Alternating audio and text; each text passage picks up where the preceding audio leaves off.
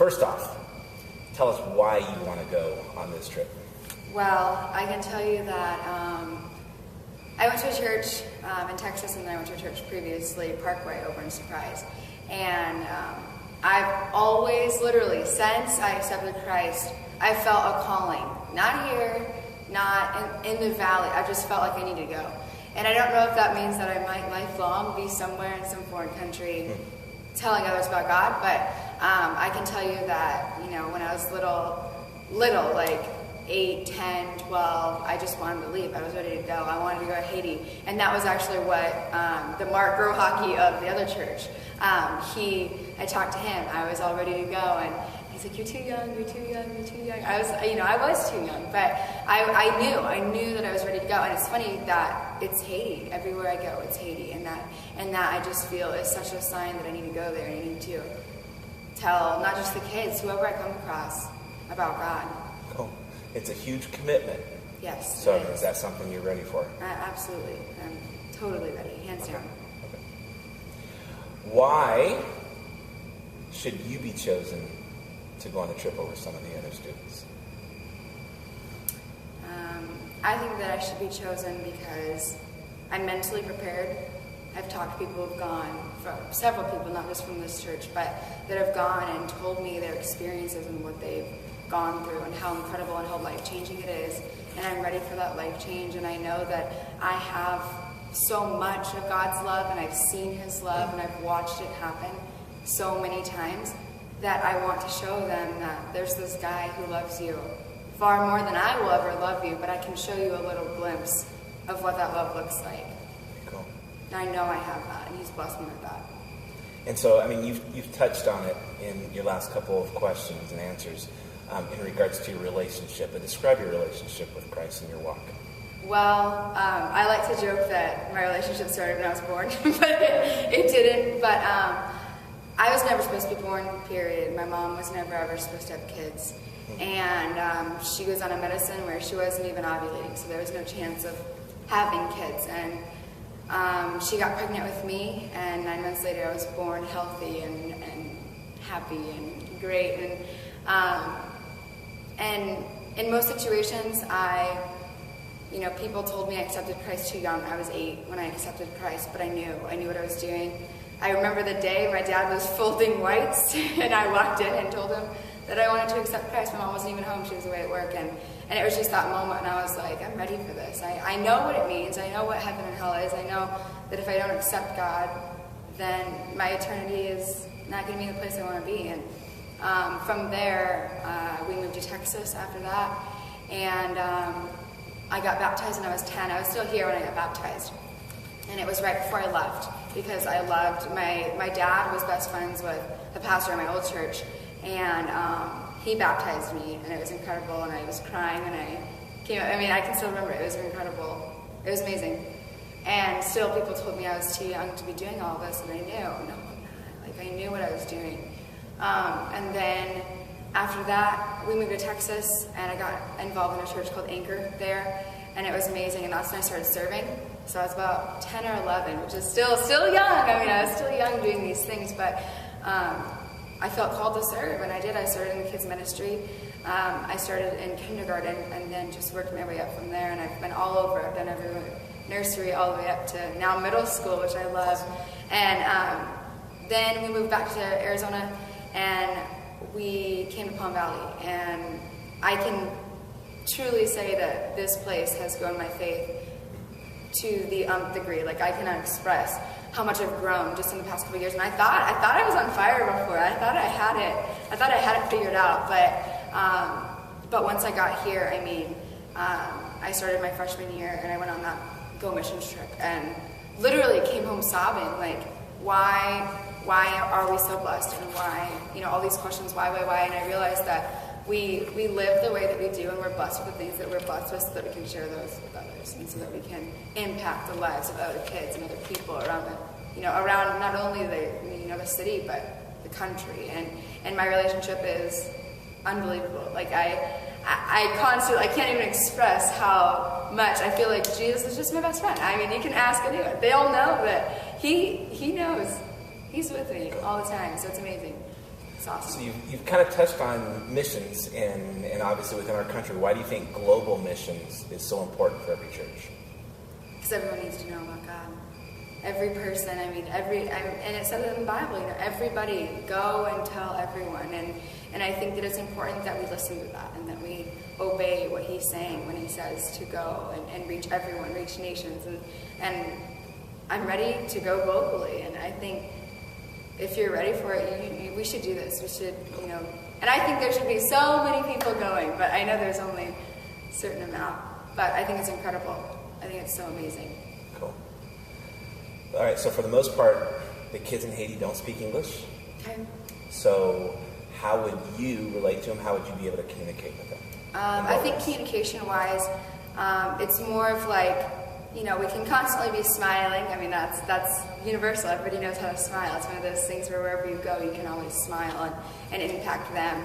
But I also think that we can refer by pointing at things or trying to relate or trying to understand what they're trying to say just by their body language and things like that, where we can pick up on some vibes. Because I just started working 2 days ago, and we've had so many people come in that don't speak English, and we have to help them. We have to associate with what they want to buy or how to tell them that debit or credit and relate the information. So there's certain techniques that we can use to help them out, and I think that I can definitely apply that in Haiti as well.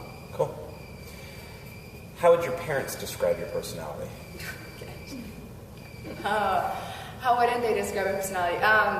I'm very outgoing. Very outgoing. I'm very loving. I care for others. I put others before myself all the time. I am funny sometimes. And your parents would describe you this way? Yes. Okay. Yeah. Oh, yeah. They tell my mom. What does my mom say? She said, "Well, I have a blog. It's Touch Hearts Forever," and she always told me that I'm a heart toucher. I'm so loving, and that's my biggest thing is being a loving person all the time. Okay. So how would your friends describe your personality? Crazy. I'm like the crazy friend. I'm all over the place. They describe me as crazy, loud. I'm very, very loud.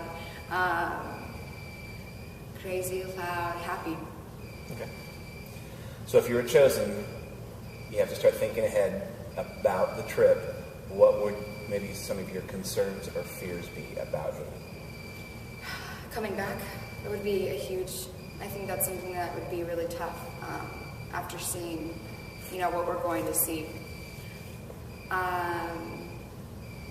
Being safe, wherever we go, just that God would bless us with safety. Okay.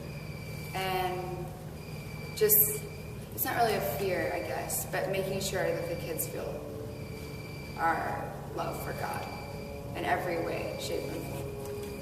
Cool. Describe a time when you were really stressed, and how did you handle that situation? I mean, we're thinking, obviously, Haiti, and you're in a third world country, but describe a time here on how you were stressed and how you handled that situation. Let me think for a minute. Okay, so I go on the middle school trip every year. Well, for the past 2 years, not every year. The middle school trip for their camp. That's what I'm trying to get at. The camp trip, and it gets very, very stressful because we have some kids who are sleep deprived and think that they're gonna pass out all over the place. We have kids that, totally different circumstances, they're dehydrated, whatever the circumstance may be, they want their parents, they're homesick. And that's stressful because there's so many emotions going around and so many things, that are happening. And for me, I was like, oh my goodness, why is this is crazy. And I think how I handled that was I approached them first and figure out what's going on. What are you feeling? Like whether or not I'm tired or not, it doesn't matter. It's not about me. Talk to them and see what's going on. What's going through your head?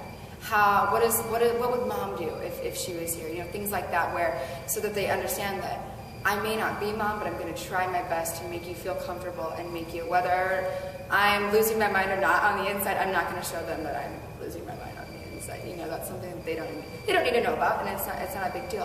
It's my my stress, not theirs, and I don't need to put stress on them in any way. So once we evaluate the situation, figure out what's next. Do I need to talk to a pastor? What do I need to do next? And then from there, we can figure out if we need to call mom and dad or whatever the circumstance may be. Cool. Okay. Are you more of a leader or a follower? Leader. Absolutely. I have never felt different. I think that God has blessed me with being a leader and not needing to go the way of the world. It's like there's so many things, especially in high school, where you're overwhelmed with all kinds of things, parties and sex and drugs and alcohol, these things that are coming onto you. And of course you have the temptation to do them, but it's whether or not you're gonna or not. And I think that I've been so grateful that I've never fallen into that trap, and I think that that's a leader in itself, not being able to do those things. And it's hard. It is hard. Every day it's a struggle, but it's one of those things where you can come out of it and be like, look what happened. Look what the consequences were of their actions. And it's heartbreaking to me, and I think it's terrible that, we think we have to do all these things when really we don't. And so yes, definitely a follower, a leader, not a follower. Okay, and with that, describe a time when you had to lead, but also describe a time when you had to follow. Okay. Every day I have to lead my brother and sister, but a time when I had to lead a big amount of people was probably the Go mission trip for middle school. I really had to, buckle down. I walked with those kids, and I did everything that they had to do for their requirements for the Go missions trip. And I think that that's really important that, even as a mentor or whatever you may be doing, I think that we need to commit ourselves to what they're committing themselves to, if not more than that. And I think I definitely had to be a leader there, and I had to hold myself accountable for keeping up with what they were keeping up with, because, as a mentor, I should be going above and beyond what they're doing. And I think that that's definitely a time that I was being led, or that I was being a leader. And then follower, a time that I followed. Does it have to be like a time that? However you think that maybe you were followed. It doesn't have to be negative. It doesn't have to be negative. It could be a positive.